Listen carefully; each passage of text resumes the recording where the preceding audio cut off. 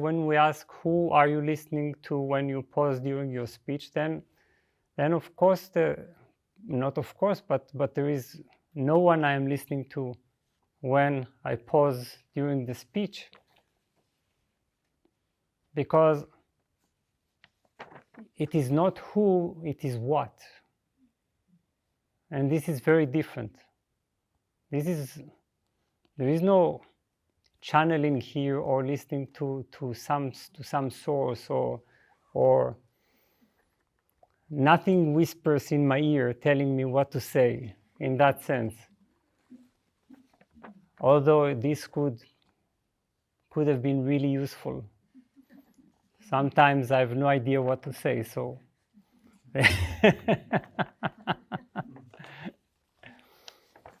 but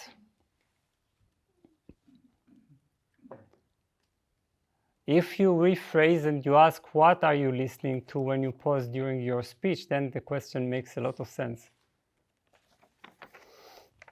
Because these words,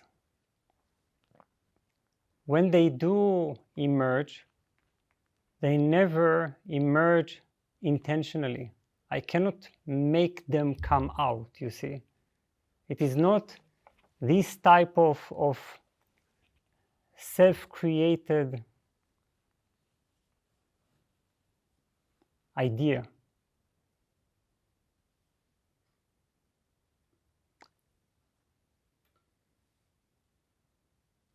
It is a state of listening, and this is perhaps a bit confusing, because even when I talk, it is first listening and then talking. Do you understand? Sometimes we think we created this distinction that there is, as if you are the listeners and I am the speaker, you see? But this is not so. Both of us, all of us are listening.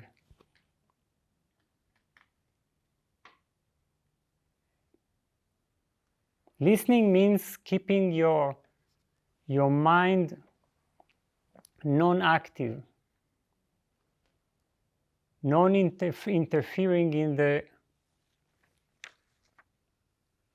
the process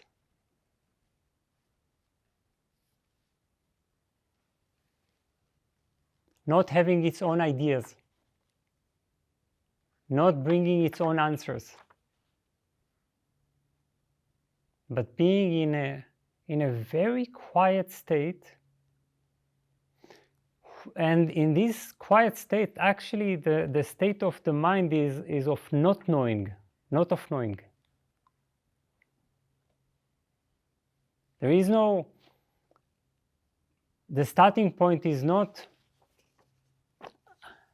I know now, let me give you the right answers. It is, I have no idea. The only thing I can do is ask the question myself.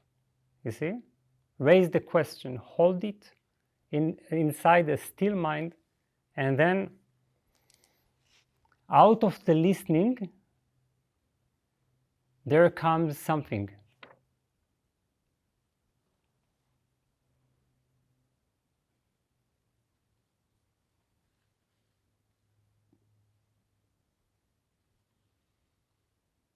We cannot do spiritual insight.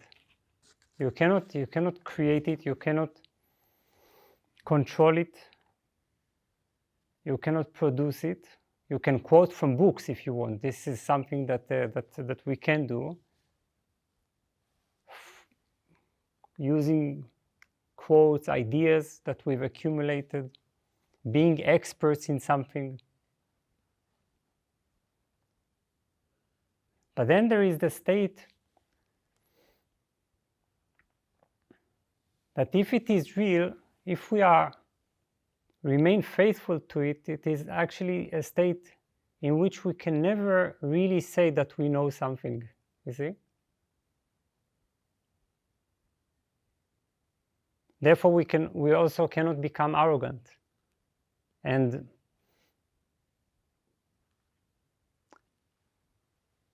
with the thought that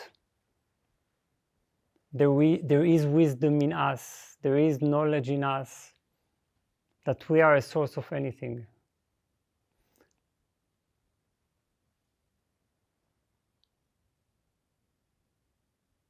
Now, this is available to all of us. But for that, we need to be, I don't know if the word humble is the right word, because this sounds sometimes like a moral position. But for that, we need to acknowledge the fact that we really don't know. We really don't know. We know nothing. This is a liberating realization. You just cleanse your mind from knowledge, you see, from the confidence of knowledge, from the past. And then your mind is fresh, you see. It is, you are walking in the forest and you're just this fresh mind, a part of nature.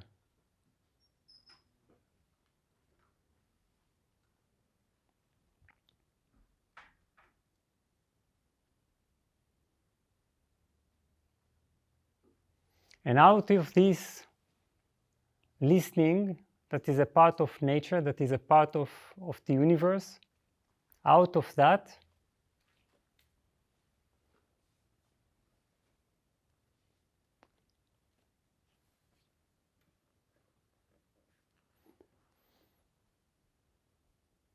something may flow through us, but like the breeze, you see. You cannot bring the breeze. Sometimes it's there.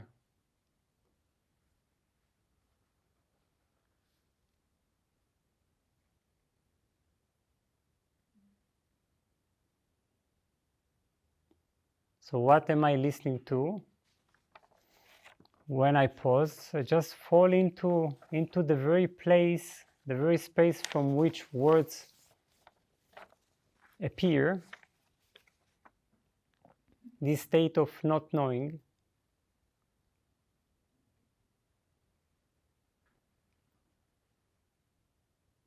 This state where verbal communication and conceptualization don't make sense.